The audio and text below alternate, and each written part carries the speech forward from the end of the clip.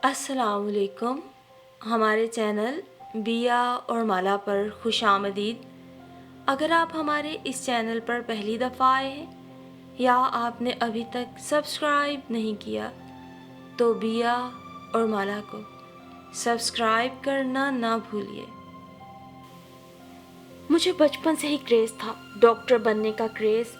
मेरे नज़दीक हर वो इंसान जो डॉक्टर था मेरा आइडियल था। मुझे वो कहानियाँ और ड्रामे बेहद अट्रैक्ट करते जिनका मरकज़ी किरदार डॉक्टर होता। अम्मा मेरे इस जनू से आगाह थीं जब ही उन्होंने मुझे मेडिकल की तालीम दिलाने का पुख्ता अज़्म कर लिया। जैसे ही मैंने इंटर के एग्ज़ाम क्लियर किए और बेहतरीन नंबरों के साथ पास किया, अम्मा ने अपना वादा पूरा किया और दाखिला दिलाने की तैयारी शुरू कर दी। इस काम में भी हमेशा मेरे घर के कामों में पेश रहने वाला असजद ही आगे आया था। प्रोस्पेक्टस, एडमिशन फॉर्म और कॉलेज में मेरे साथ खारी, वो हर जगह साथ साथ था। उस वक्त भी असजद फॉर्म पे लगने वाली फ़ोटो स्टूडियो से लेकर आया तो अम्मा ने मुझे उसके लिए चाय बनाने के लिए दौड़ाया। अम्मा, तस्वीरें तो देखने थे। मैं उठते उठते बस हो रही तो अम्मा ने डांट दिया, तस्वीरें भी देखी जाएंगी। क्या हो गया है हानिया, वापस आके देख लेना, ये कहीं भागी नहीं जा रही। तुम्हारे ही काम ने खार होके आया है असजद।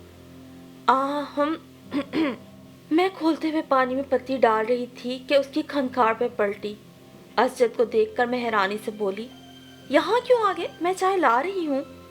सॉरी चाची से तुम्हें मेरी वजह से डांट पड़ी। ये लो देख लो अपनी फोटोज।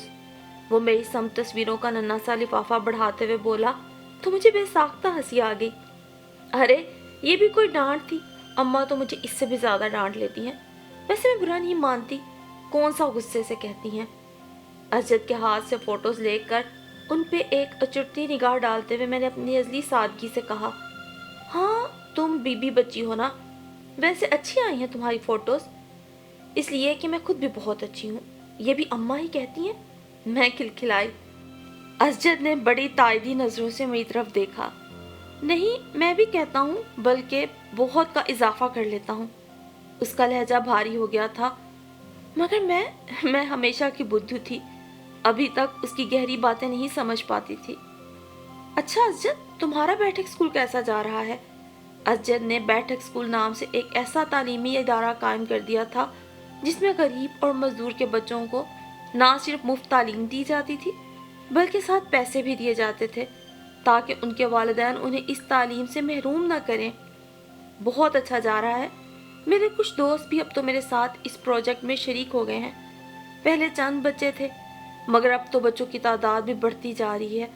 वो जोश से बताने लगा, बहुत अच्छी बात है, मगर इसके साथ साथ ना तुम खुद अपनी तालीम पे भी ध्यान दो। मैं मुदब्बर बनी मशवरे दे रही थी। असजद की आंखों में शौकी उतर आई। फिलहाल तो तुम पे तवज्जो दे रहा हूँ। इन गुलाबी कपड़ों में बहुत अच्छी लग रही हो माय डियर हानिया। प्लीज जल्दी से इतनी बड़ी हो जाओ कि मैं तुमसे अपनी फीलिंग्स शेयर कर सकूं। ये उसने कहा नहीं था बल्कि उसकी आंखें बोल रही थी, लेकिन तब तक मुझे आंखों की जुबान पढ़ना ना आती थी और मैं उसकी निगाहों को महसूस करके बेचैन सी हो गई। ऐसे क्या देख रहे हो? कुछ नहीं, वो फिलफौर संभल गया। हालांकि उसकी आंखें कह रही थी कि वो कुछ कहना चाहता है, मगर खामोशी से चाय का कप हाथ में थामे वो बाहर निकल गया। मेरा कॉलेज में एडमिशन हुआ तो पढ़ाई की जिम्मेदारी बढ़ गई। वहीं मेरी एक लड़की से दोस्ती हुई। इतरत का ताल्लुक बहुत अच्छे घराने से था। हमारी दोस्ती भी चंद महीनों में इतनी गहरी हो गई थी कि मैं उसे उसके बर्थडे पे दिए गए बुलावे पे मना ना कर सकी कि इतरत को बुरा लग सकता था, जबकि जाने की सूरत में अच्छा खासा खर्च निकल सकता था। लिबास भी मेरे पास कोई ढंग का नहीं था। इससे भी ज्यादा अहम, इतरत के लिए उसकी हैसियत के मुताबिक महंगा सा तोहफा। ये लो, तुम पढ़ रही हो? उस रोज मैं किताबें फैलाए बॉल पॉइंट होंठों में फंसाए सोचों में गुम थी कि कमरे में असजद ने आके मुझे छेड़ा। पढ़ने की कोशिश कर रही हूँ, मगर क्या कोई परेशानी है? उसने संजीदगी से दरियाफ्त किया तो मैं हमेशा की तरह उससे अपनी उलझन बयान किए बिना ना रह सकी, जिसका उसने मिनटों में हल भी निकाल दिया। गिफ्ट उसकी नहीं, अपनी हैसियत को मद्देनजर रख के दो माय डियर हानिया। जो कदरदान लोग होते हैं वो कीमत नहीं जज्बे को अहमियत देते हैं, उसने बुर्दबारी से कहा और फिर बोला, गुलाबी रंग तुम पे बहुत जचता है। वो पहन लो, सबसे नुमायां लगोगी। असजद के संजीदा लहजे में भी उसके जज्बों की सच्चाई थी। मैंने अलमारी खोली तो उसमें अम्मा का पिछली ईद पर खुद से बना के दिया गुलाबी सूट लटक रहा था, जिसके गले और दुपट्टे पे हल्की सी लेस लगी हुई थी। सादा लेकिन नफीस था। उसकी सबसे नुमायां लगने वाली बात का मुझे तब यकीन नहीं था, मगर जब तकरीब में डॉक्टर मेहरान ने, जो कि इतरत के खालाजाद थे और इंग्लैंड से डॉक्टर की आला तालीम हासिल करके हाल ही में वतन वापस लौटे थे, मेरे सरापे को खास नज़रों से जांचा तो मुझे यकीन सा आने लगा कि असजद ने कुछ ऐसा गलत भी नहीं कहा था।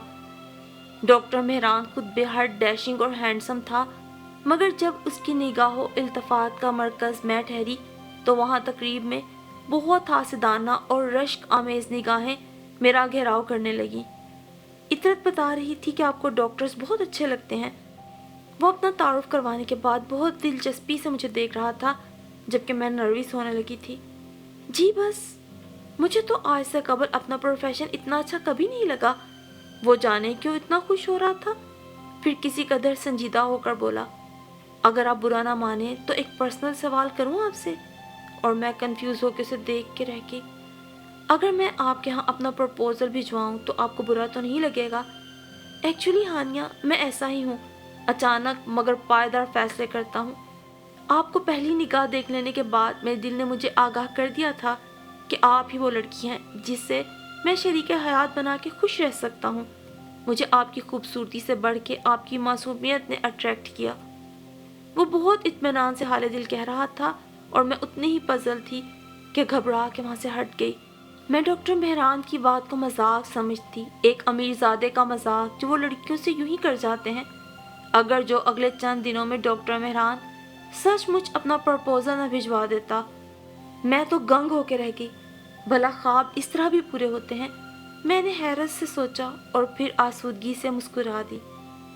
डॉक्टर मेहरान का प्रपोजल अम्मा के लिए भी किसी नेमत से कम नहीं था। इतने बड़े घर का खूबसूरत पढ़ा लिखा अज खुद ख्वाहिशमंद था, तो फिर भला वो क्यों कुफराने नेमत करती। यूं 1 महीने के अंदर अंदर ही बात पकी हुई और मंगनी की तारीख तय कर दी गई। ये मंगनी से कुछ दिन पहले की बात थी, जब बुझे हुए चेहरे और सुर्ख मतूरम आंखों के साथ बहुत दिनों बाद असजद हमारे यहाँ आया। मैं तो उसकी हालत ही देख के हैरान रह गई। तुम बीमार रहे हो क्या? अब तो ये बीमारी उम्र भर जान नहीं छोड़ेगी शायद। वो मुज़म्मिल था, मैं परेशान होगी। क्या कह रहे हो असजद? अल्लाह ना करे। क्यों कह रही हो ऐसा? क्या लगता हूँ मैं तुम्हारा कि मेरी तकलीफ से तुम्हें तकलीफ होने लगी? मेरा इज़्तिराब बढ़ गया। कैसी बातें कह रहे हो असजद? भला तुम्हारी तकलीफ से मुझे दुख क्यों ना होगा? तो फिर क्यों कर लिया ऐसा? जानती नहीं थी कितनी मोहब्बत करता था मैं तुमसे। तुमने मोहब्बत पे दौलत को तरजीह दी। उसे देख के लगता था वो किसी भी पल रो पड़ेगा, और मैं इस इंकशाफ पर जैसे सकते में आ गई।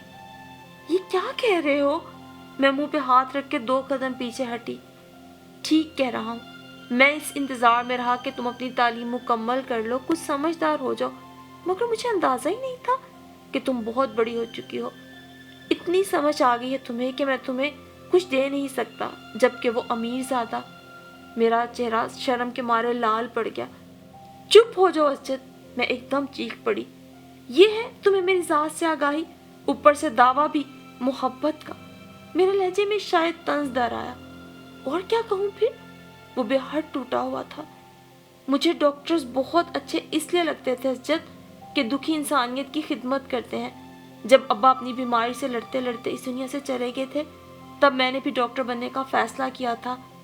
फिर डॉक्टर मेहरान तो बहुत काबिल हैं, इंग्लैंड से तालीम हासिल की है उन्होंने, मगर अपने वतन वापस आ गए हैं। अपनी मसीहाई से अपने लोगों के दुख दर्द दूर करना चाहते हैं। अगर किस्मत ने मुझे किसी ऐसे मसीहा की शरीक हयात बनने का मौका दिया है तो ये मेरी खुशबख्ती थी।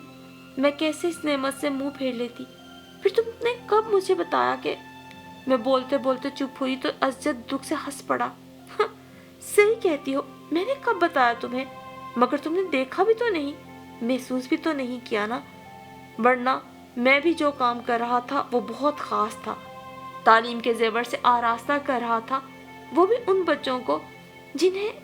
लेकिन छोड़ो, मैं तुम्हें क्यों बता रहा हूँ भला। मैं हमेशा से उसके सामने था, उसने देखा नहीं तो मेरा नसीब। وہ بوجھل آواز میں یہ شعر پڑھ کر ایک دم پلٹا اور گھر سے نکلتا چلا گیا اور میں لب بھینچے اپنی جگہ کھڑی رہ گئی۔ وہ میرا میڈیکل کا دوسرا سال تھا جب ڈاکٹر مہران نے اچانک ہی شادی کا مطالبہ کر دیا۔ میں سخت پریشان تھی، لیکن اماں میری پڑھائی ہو جائے گی بعد میں، وہ تمہیں پڑھنے سے روکے گا تھوڑا ہی، اماں نے کہا، مگر میری الجھن دور نہیں ہوئی۔ فون پر مہران نے بھی سمجھایا، مگر میں ہنوز پریشان رہی تھی۔ اس روز دماغ میں جانے کیا سمائی کہ کالج سے واپسی پر ڈاکٹر مہران سے روبرو بات کرنے اسپتال چلی آئی۔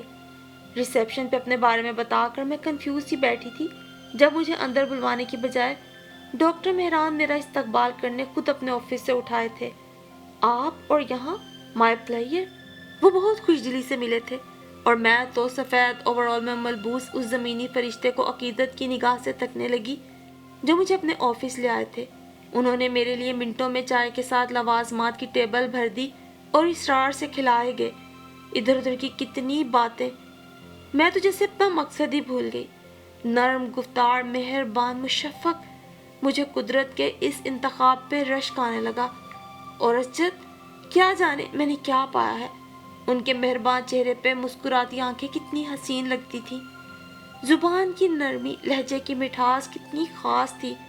میں اس لمحے دل ہی دل میں اللہ کی شکر گزار ہونے کے ساتھ ساتھ بہت فخر بھی محسوس کر رہی تھی اور سوچ رہی تھی جب ڈاکٹر مہران اپنے مریضوں کے زخموں کو دیکھتے ہوں گے تو بیمار ان کے ہاتھوں کی نرمی و گداز اور آنکھوں کے مہربان تاثر سے ہی اپنی تکلیف بھولنے لگتے ہوں گے۔ میں بھی ڈاکٹر بنوں گی، بالکل آپ کی طرح، میں بے خیالی میں کہہ گئی اور وہ ہنسنے لگے۔ ضرور، انشاءاللہ، میں بھی ان کے ساتھ مسکرا دی، مگر دفتن اسپتال کا پرسکون ماحول پرا گندا ہو گیا۔ چیخو پکار، آہو بکا، دوڑتے قدموں کی آہٹیں، افراتفری۔ کیا ہوا؟ میں بھی ایک دم گھبرا گئی۔ اس سے پہلے کہ مہران جواب دیتے، دروازہ دھاڑ کی آواز سے کھلا اور ایک بدحواس نرس کی شکل نظر آئی جو ڈاکٹر مہران کو اسکول میں ہو جانے والے بم دھماکے اور معصوم بچوں کے زخمی اور ہلاک ہو جانے کی ہولناک خبر سنا رہی تھی۔ زخمی بچے اور اساتذہ اسپتال لائے جا رہے تھے۔ ایمبولینس کی کان کو پھاڑتی ہوئی آوازیں وہاں تک بھی آ رہی تھیں۔ میں بھی سہم کر ایک دم اپنی جگہ سے اٹھ کھڑی ہوئی تو نگاہ کھلے دروازے سے اسٹریچر پہ زخمی حالت میں آپریشن تھیٹر کی سمت لے جائے جانے والے خون میں لت پت بچے پہ پڑ گئی۔ خون میں ڈوبا ہوا، کرب آلود معصوم چہرہ زخموں کی تاب نہ لاتے ہوئے چلا رہا تھا۔ اس کی کربناک چیخوں پہ میرا دل جیسے تڑپ اٹھا اور آنکھیں بھیگ سی گئیں۔ ہاؤ ڈیئر یو، آپ کو مینرز اور ایٹیکیٹس کے بارے میں کچھ بھی پتہ نہیں ہے؟ باہر دروازے پہ ڈو ناٹ ڈسٹرب کا ٹیگ لگا، آپ کو نظر نہیں آیا؟ You non sense. میں نے بے یقینی سے ڈاکٹر مہران کو دیکھا جن کے چہرے سے اس وقت شفقت، نرمی اور حلاوت مٹ چکی تھی۔ اس کی جگہ کرختگی، نخوت اور حقارت نے لے لی تھی۔ سوری سر، وہ بم بلاسٹ ہوا ہے اور زخمیوں کی تعداد بہت زیادہ ہے تو۔ Shut up, just shut up. یہاں تو ہر روز جانے کتنے بم بلاسٹ ہوتے ہیں، کتنے لوگ مر جاتے ہیں آئے دن ان پے در پہ حادثات سے۔ تم لوگ تو عادی نہیں ہوئے ابھی تک، جو ہر بار چہروں پہ ہوائیاں اڑنے لگتی ہیں تم لوگوں کے۔ ہم بھی انسان ہیں، زندگی پہ ہمارا بھی حق ہے، یہ کیا کہ ہر وقت خدمت خلق پہ ہی جتے رہو۔ دفع ہو جائے یہاں سے۔ نرس متغیر چہرہ لیے دروازہ بند کر کے پلٹ گئی اور میں شاکڈ کھڑی کی کھڑی رہ گئی۔ دروازہ بند ہوا، آہو بکا، شور شرابہ، بھاگ دوڑ سب دروازے کے پار رہ گئے۔ کمرے کا ماحول ایک بار پھر پرسکون ہو گیا۔ ڈاکٹر مہران کے چہرے کے کھچے ہوئے عضلات بھی دھیرے دھیرے معمول پہ آ گئے تو انہوں نے پھر سے کرسی سنبھال کر مسکرا کے مجھے دیکھا اور میں تو جیسے اپنی جگہ سکتے میں آ گئی تھی۔ آپ کیوں کھڑی ہو گئی ہیں ہانیہ؟ بیٹھیے نا۔ ان کا لہجہ ویسا ہی گمبھیر، دھیما اور حلاوت سے بھرپور ہو گیا۔ میں نے دھندلائی ہوئی نظروں سے انہیں دیکھا۔ آپ بھی ڈسٹرب ہو گئی نا، بہت ill mannered سٹاف ہے، اسی لیے میں نے فیصلہ کیا ہے کہ میں شادی کے فوری بعد انگلینڈ چلا جاؤں گا۔ بہت ٹف زندگی ہے یہاں کی، جسے کم از کم میں برداشت نہیں کر سکتا۔ اب بندہ کیا اپنی مرضی سے زندگی بھی نہ گزارے؟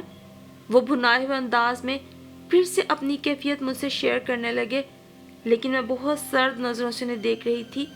میں اب سنبھل بھی چکی تھی۔ ان کا بہت بلندیوں پہ سجا بت دھڑام سے گر کر پاش پاش ہو چکا تھا۔ सच शुक्र कि खुदा ने मुझे बर वक्त आगाही अता की। मैंने अपना बैग उठा के कंधों पर डाला और चलने को तैयार हो गई। अरे अरे हानिया, कहाँ जा रही हैं? ये सारा कुछ तो अभी वैसे ही पड़ा हुआ है, बैठे प्लीज। मैं कुछ देर बाद खुद आपको ड्रॉप करने चलूंगा। उनका फिर से वही रूप था जिससे मैं धोखा खा गई थी। I am sorry Mehran Sahib, मैं रुक नहीं सकती, मैंने सर्द मोहरी से कहा तो डॉक्टर मेहरान ने फिर से समझे बगैर कंधे झुका दिए। ओके तो चलिए मैं आपको ड्रॉप कर दूं। नहीं, इस तकलीफ की जरूरत नहीं है, मैंने न रूठेपन से कहा और कदम बढ़ा दिए। अरे तकलीफ कैसी, ये तो ऐन सआदत होगी जनाब, आप हमें समझी कहाँ हैं अभी।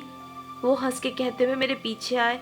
मैंने रुककर तंजिया निगाहों से उन्हें देखा, फिर गुस्से से बोली, आपको लफ्ज़ सआदत के हिज्जे भी मालूम नहीं है मेहरान साहिब।